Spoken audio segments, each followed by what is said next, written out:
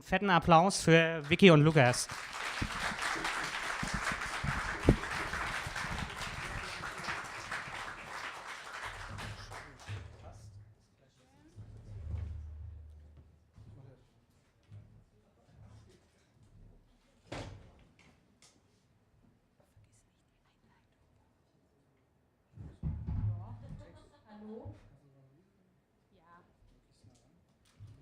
Hallo?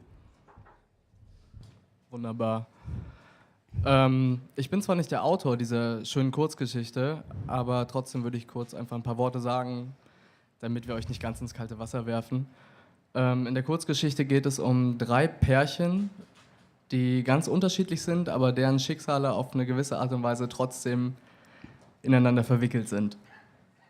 Das sollte reichen.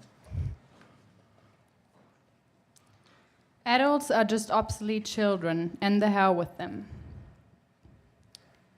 Dude, last drag, 'cause I'm stoned as fuck already, she says, in between deep, throaty coughs. The car is filled with smoke to its very last crack. She can't see further than 3 inches. Can't see who's sitting next to her. Hotbox. A hand passes a bottle of Glenmorangie into a limited field of view. She zips. He coughs. All right, let's go in. A cloud exits the car as the doors swing open. Smells like a good time, a voice from 2 rows down the parking lot chants. Hell yeah, he answers, his enlarged pupils incapable of focusing, mouth dry as cotton. They slowly approach the building. Let's nurture capitalism, babe, he whispers while leaning into the massive double doors. What's that smell, darling? She asks, sliding the back door of their van open and unbuckling a blue-eyed, fluffy-haired 2-year-old dressed in pink. Is it coming from the restaurant? I'm sure it isn't, he replies wittily. Smells funny. Smells like weed to me. What? She lets her eyes wander across the parking lot, gripping onto her baby girl. You said this place was in a safe neighborhood. It is. I guess people smoke in safe neighborhoods too, darling. She lifts her eyebrows and keeps them there before slamming the van's door. Carl, I'm still in the car, a muffled voice sounds from behind the window. Stop locking it before I even get a chance to get out. Sorry, he mumbles. Forgot that you're elderly. The car's headlights flash twice. He opens the passenger's door and stretches his hand out for hers. What did you say? I sometimes forget that you're a lady. I don't need your silly hand. I'm not a dotard, she grumbles, and I'm sure you said something else. I'm taking you out for a nice meal today, so you better behave, Linda. Stop patronizing me, Grandpa. She straightens her wool cardigan, lights a cigarette, and reaches for his hand as they limp toward the restaurant side by side. You think we'll still hold hands like those 2 in 50 years? He asks, pointing out the window front. Can we not, fool ourselves? We met on Tinder, one of us will fuck around sooner or later, or we both die of lung cancer within the next, let's say, 7 years. Nothing romantic about this, she says, drawing a circle in the air between the two of them. Pessimistic as fuck, love it. The Asian waitress is dressed all in black as she approaches the table. 2 pints, please, he says, before she gets a chance to ask for their order. And the buffet, obviously. Sure, thank you. And she's gone. They get up, squeeze past the young family being placed in the booth next to theirs, and head for 26 feet of greasy Chinese delicacies. They both hold 2 plates, 1 for each hand, when they pass a dragon sculpture made of 1 billion glass crystals on their way back to the table. This place is insane, she notices. I hope they put as much effort in the food as they put in their redundant interior design. The elderly couple is taking a seat in the last free booth to the left. The restaurant's decibel level is at its maximum now. It's 2 p.m. on a Tuesday. Shouldn't all these people be at work? He asks. Shouldn't we be at work? We should be eating 4 pounds of Asian food each, actually. I want these 40 quid to be fucking worth it. She nods, pushes a giant piece of deep-fried broccoli through a puddle of sweet and sour sauce and shoves it into her mouth. The waitress comes with 2 pints. He takes them off her hands before she can place them on the table, then pushes the palms of his hands against each other and nods his head. I don't think that's thank you in Chinese, Ian. She says, that's hello and goodbye. I was born in Britain, the waitress says and leaves. So these are spring rolls. These are wontons, and do you want some of this chow mein, sweetheart? She asks the overhanged daughter she's carrying on her hip, bending over the buffet. She has no clue what that means, Rachel. Just give her some veggies and fries. People are queuing behind us, her husband says. I didn't take her out here for a birthday to eat the same things she can have anywhere else. I want her to get to know different flavors. Fine, I'm going back to the table. He forces his body through a group of people surrounding the buffet the way bees seize their hive and makes his way back, puts his plate down and rolls a cigarette. Outside, the girl from the booth next to his is exhaling a cloud of smoke. Hey, how have you been? She turns her head and takes some time to examine his face. Haven't seen you in a while, you look older. Sleep deprivation, I guess. Well, who'd have known that that's what happens when you have a baby, right? He lights a cigarette. Who are you here with? My boyfriend. He nods and drags. How are things? Pretty good. They stand in silence for a bit. Are you expecting me to ask how things are with you? She asks. No, 'cause I could not care less. She pointedly throws a cigarette to the ground and steps on it. Enjoy your meal, Harry. As she opens the door, the waitress steps outside and points at her cigarette butt. You know we have ashtrays for these, right? Who are you talking to out there? Rachel asks her husband while he's taking a seat. I used to teach her back in 6th form a couple of years ago, and you should consider lowering your voice because she's sitting right behind you. Harry whispers and points his finger inconspicuously. She won't hear me, it's way too loud in here. She covers her daughter's ears with her hands and whispers, not sure if I like this place actually. And that's what you need to whisper for? I want Grace to have a nice birthday. And by the way, you smell of smoke. I told you to stop that when we're spending time as a family. She lets go of her daughter's head, back on baby mode. Right, sweetheart? Isn't this a great second birthday? Wait till you get your surprise. Meanwhile, the elderly couple is eating in silence. Plates, mouths, and minds half full. Linda takes a sip of tonic water to flush some unchewed scraps of food off her denture and points her finger. Look, Carl, that little girl over there looks just like Ava. He turns his head. Where? 2 rows down. No, she doesn't. What? She doesn't. That baby's blonde. Ava's hair was ginger. I don't mean her hair, more like her face. Look, facial features just like little Ava. He turns his head again. Nothing like her. Oh, you're just too bitter to see it. And you're too senile to distinguish our grandchild from other people's kids. She smiles. Just go and get yourself another round. Maybe you're easier to deal with then. I was just about to go anyway. And bring me some of that pudding, that caramel thing. I don't even know what caramel looks like. Stop it, Carl. Just bring me some and get your grump under control. I've been having my grump under control since '68. The stoner is on his way to get seconds while his girlfriend pees in a restroom that's trying to imitate a Far Eastern rainforest. The sound of rain, for some reason mixed with birds twittering, drowns the burbling of her urine hitting the toilet's water surface. She opens the bamboo door of a stall and wanders past a colorful photographic wallpaper to a row of golden sinks. What a place to be high in. Psychedelic. As she looks up, she notices the mother from the booth next to her is trying to wash her little girl's hands. She stops and stares, focuses on the baby's tiny fingers for a while. Is there anything wrong? The mother asks sternly. A burp crawls up her esophagus and she lets it out. Nope. And the wooden doors swing closed behind her.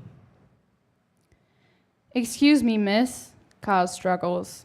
Could you help me out here 1 second, young lady? I don't work here, she says, passing him at the dessert buffet on her way back from the restroom. Well, no one seems to work here. She stops. What do you need help with? Which one of these is caramel? He asks, pointing at 4 different beigeish-colored puddings. My wife wants the caramel one. She bends over the counter to read the illegible labels. So we've got peach, hazelnut, pear, and caramel right here. Thank you very much, miss. This place is ridiculous, right? She hands him a little bowl of pudding. A hotbed of sin. Exactly. She smiles at him. He smiles back. You probably don't care, but you look a lot like my granddaughter. She's got that beautiful red hair, too. Well, thank you, sir. They smile at each other for another awkwardly long while before she decides to give him a friendly nod and head for seconds. Oh my goodness, Grace. Look what they're bringing for you. The mother squeaks as she points at a huge pink-colored cake 2 waitresses are carrying toward their table, singing happy birthday. A few people sitting nearby join in. The cake singing itself, a battery-powered flat voice. Little Grace smiles, cheeks red as velvet. Her mother strokes her head. Isn't that amazing, Angel? The waitresses put the tray down and shake the child's tiny hands before going their ways again. Look at that! Baby Grace pokes into the cake's soft surface with her index finger and licks it. Daddy, try. Oh, I would love to, but I'm really full from all I've eaten, sweetie. His wife glares at him, eyes wide open. Her eyeballs wander to the cake, to their daughter, and then back to him. He glares back at her. I'm stuffed to my jaw, darling. He whispers and turns to Grace. You know what? I'll have a piece later. I can't let that chance slip away. Never had a pink cake before. Grace holds her spit-wet finger in front of her father's face and pouts her lips. The cake's still singing. So it's her fucking birthday now, wow, she mumbles under her breath. My point is, I'm sorry, but I need to stop you right there because I'm way too shit-faced to have followed your chain of argument so far, especially since you're bitching about the people sitting next to us in between. So all I wonder now is how we got into this topic so fucking deep. I thought we came here to chill, not to talk politics. The waitress passes by and reaches for a half-empty plate on their table. I'm still eating this, she says, and continues the conversation. My point is, and I'm going to make it anyway, hear me or not, that no matter how hard we try to deny it, men were created to survive by fighting, while women were created to survive by enduring. There's a fundamental difference. It seems superficial, seems too easy. It's biology, in fact. She turns her head. This cake is annoying the shit out of me. A different waitress walks past and attempts to take her plate. I'm not done yet, thank you, though. She pulls it closer to herself and continues. These differences have evolved, of course. Still, they're undeniable and should be embraced. Different approach, same value, equal. All people should strive to be equalists, actually, but what they're striving for is to be feminists. I'm about to take that cake's batteries out. He starts laughing. She ignores it. Now, it is always wrong to call yourself a feminist, no matter what perspective. You're either the one who's not in the position to take the word into your mouth, or you're the one who's expected to do so, and still there's multiple choices. All of them cannot forbear. Geez, can you just come to the fucking point? I would already be at the fucking point if these waitresses were taking care of the confused grandpas at the buffet instead of craving for my damn leftovers. Waitress sneers. I'm still eating this. You can tell your coworkers too. Waitress nods and leaves. So here's the choices. I'm free to become a housewife, or I'm free to become a man-hating, career-chasing, heartless, independent fucking woman, or I'm free to let my pubic hair grow and do that third wave shit. No in between the stereotypes. Because unfortunately, feminism hasn't evolved from being a stereotype. Not yet. Another waitress is about to walk past her. I'm still eating, for fuck's sake, she yells in her direction. I'm pretty sure you can't just say that, he says. Yes, I can, because I'm one of those independent fucking women, and that's my point. Fucking. Little Grace utters while playing with her cake's sugar coating. Her dad starts laughing. Her mother chokes on her piece, coughs a couple of times, and turns around to face the young couple behind them. Hey, excuse me. Louder than appropriate. What's wrong with you cursing all the time? There's children in this place, ever think about that? Her eyeballs are about to fall out. She's raging. What's wrong with you not cursing, she replies. Same volume. I would if I were you. Rachel turns back and faces her husband. Say something. He freezes. The younger woman looks at him too. Yeah, say something, Harry. How does she know your first name? Jaw tensed, ready to chew him up. He's unmoved. The shift of focus hit him unexpectedly. Excuse me, ladies. Carl turns up next to them. I don't mean to be impolite, but it seems like you're in a bit of an argument here and got people staring at you. If you like, my wife and I are offering our booth, he says, looking at the younger couple. If that solves any existing problem, we don't mind anyone using curse words and we don't mind noisy cakes, so how about we sit in between? She needs a smoke desperately. Her fingers shake around the lighter as she steps outside. She gazes across the parking lot, inhales and enjoys the silence. Linda follows her and does the same. Thanks for offering your seat, ma'am. Linda smiles. No problem, she says as the door opens once more. What's your name, young lady? She exhales a cloud. Ava. Linda stares at her. Her eyes wander from left to right as she examines Ava's face. What's your last name? Ava narrows her eyes and doesn't respond. Hughes, Harry says. Linda turns to him. He snaps his lighter. Hughes is her last name. Linda drops her cigarette and goes inside. All eyes follow her. Ava shakes her head.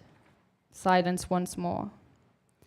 I'm sorry, Harry says after a while, about everything. Ava sighs. Save the apology for your wife. We need to leave, Linda says to her husband. We haven't even paid yet. Now, Carl, we really need to go. She grabs her coat and pulls her sleeve. We can pay at the door. He gets up, looks around and follows her into the fray. They hold hands as they cross the parking lot about 3 minutes later. I loved her so much when she was little. I cuddled and tickled and carried her around for hours, sang her songs, read her stories, tucked her in, helped her blow the snot out of her nose, and look at her now, probably sniffing snot up her nose on a daily. Behaves and looks like a younger version of me, and I managed to sit right next to her for about 2 hours without noticing, thinking a random 2-year-old looked like her. I made it look like an accident back in the day, with the ashtray and all that. Truth is, I meant to set the place on fire. I always said I didn't, but I meant to. And everyone knew that I meant to. I don't know what came over me. The devil, probably. Your soul is a hotbed of sin, Carl used to say. Maybe I dropped the cigarette and watched it burn its way through the carpet because I needed him to shut up for once in 5 decades of marriage. I thought I'd get used to it come time. All women do, I thought. They don't hear their husbands' voices anymore. Their ears are blunted. Meanwhile, mine start bleeding every time I pretend not to hear his vocal cords swing. And now he's all I have left. It was a weak moment. I think that's what people call it nowadays when they fuck up big time. If he died back then, or at least decided to leave when I burned our house down, I would be the loneliest person on earth, and I used to like that thought a lot. Don't know if it was worth it after all. Turns out I never got to experience loneliness. It's funny, actually, how I broke down and in the hope of getting rid of my husband in what admittedly was my weakest moment, all I got rid of was my whole family except my husband, and guess what? I broke down even more. They called me a murderer, called me bipolar and mentally disordered and all that, said that I'm a danger to my granddaughter, that they won't bring Ava over anymore, that I won't see her again. He didn't leave, he stayed with me, my nightmare and a declaration of love the world hadn't seen before. He does love me, more than anyone has ever loved anybody, I guess. And maybe that's my purpose, not to cherish but to be cherished. I seem like the most egocentric storyteller. Well, actually, what I'm telling you is a love story, and love tends to be confusing sometimes. 2 shots of whiskey wait for her at the table. Ava necks hers while sitting down. She takes a look around. This place is fucked up. He nods his head. Or we are. A hotbed of sin. A waitress approaches. 2 more, Eva says, pointing at the empty shot glasses. The waitress stops next to her and bends down. Actually, I need to ask you to leave. A couple of people are offended by the noise and tone at your table and feel uncomfortable. That includes me. You gotta be kidding, Ava says. The waitress looks at her insistently. All right. The couple gets up. He throws a banknote on the table and they empty the bottle of Glen Moray in the car about 3 minutes later. It's not that I hadn't thought of the moral rightness of sleeping with a married man whose pregnant wife was waiting for him at home. I had it in my mind at all times. I doubted and questioned and did it anyway. It wasn't just a biological need, though, for either one of us, or at least that's what I guessed. Not the urge to reproduce, not for physical satisfaction. There was tension, high voltage chemistry, all this worn out terminology between us. In my diary, I wrote that it would be right to avoid sending out signals, to avoid creating a platform for the wrongest of all things. Well, the next day I wrote that I didn't feel like any of that was my responsibility. It was his. He was the one with a wife and child growing inside her, not me. He was the one who had something to lose, not me. It was his obligation to prevent, not mine. That's what I told myself at the time, and it's what I keep telling myself now. It's easy for people to transfer their responsibility onto someone else. The easiest way out, and there's hardly anything I love more than the easiest way out. Like my grandma, husband pisses you off, life itself pisses you off, why not set the house on fire? I would like her if I met her now, and she would like me, I guess. Back to topic. Nothing bad happened. 2.5 years later, Harry's a happy, loving father with a wife who's got a stick up her ass, but I guess that's what usually happens when a stereotypical woman becomes a mother. Baby comes out, stick gets in. Weird ideas occur, like building a playset for the little baby doll that would do for 5 children, or celebrating said baby's 2nd birthday in a massive Chinese fucking restaurant. And why not, you know, might turn out to be a real nice person, this little baby, pouted and cared for and saved from all the bad things in the world. Now, people might think I'm judgmental, and I am. Maybe leftover from a female rivalry. Maybe I don't like mothers, or kids, or their pretentious fathers, whom I used to like a lot. Maybe I'm just a misogynist dressed in a feminist costume, claiming to be an equalist. Maybe I'm still angry he didn't impregnate me back then. What I'm trying to say is that I'm happy about the way everything turned out. I seem like the most unreliable storyteller. Well, actually, I'm being nothing but honest. And honesty tends to be confusing sometimes. Little Grace is all wrapped up when Harry gets back to the table. Are we leaving? His wife reaches for a handbag and steps close to him, her face right in front of his. I hope you told that girl out there what a little brat she is. And if you didn't, I want to know what on earth is going on. Nothing. Can we all please calm down and enjoy ourselves? Grace is tired. No, she's not, he says, pointing at his daughter peacefully playing with his shoelace. Then I'm tired. We're going home now. She slams the door of the van in the parking lot about 3 minutes later. When I was a boy, I decided to never make a woman cry. Ever. I knew that I would cry though, and I did shed a few tears for the ones I thought were the one and turned out not to be. I wasn't the cheating kind. I had loyalty in my every pore. At least I was convinced I had when I was beyond naive back in the day. Well, sometimes life teaches you lessons you didn't ever want to learn. Sometimes life forces you to choose between the devil and the deep blue sea. And sometimes life turns your brain into a hotbed of sin. Somebody gets hurt eventually.